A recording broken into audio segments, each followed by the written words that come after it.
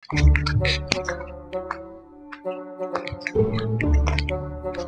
guys, nandiyan pala kayo. Magandang araw sa inyong lahat. So ngayong araw po na ito ay dito tayo sa Nigad.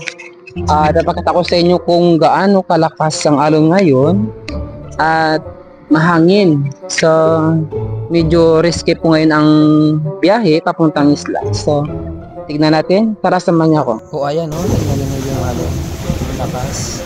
So pag nagkaputi na yung dagat, sabihin malaki yung alon niya, hindi pa din ang biyahe. Malalaki yan ang alon kasi kung sa cellphone mo lang tignan, alam maliliit lang, pero pag nandun ka sa personal na makikita mo yung malalaki talaga yan. Akala mo nga galit na yung dagat sa atin sa sobrang lakas ng hampas ng alon sa baybay. Delikado ngayon ang biyahe, so tignan niyo yung dagat kung napakalakas ng hangin. So ayan, nakasangin, malaki yung alon. Actually, pag itong habaga talaga yan, medyo nakakatakot talaga magbiyahe.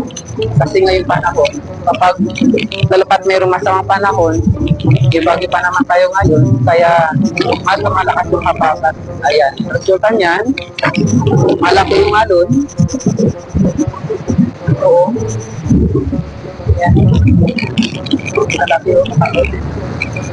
Delikado ko sa mga bangka maliliit. Talagang lulubugin ka niyan.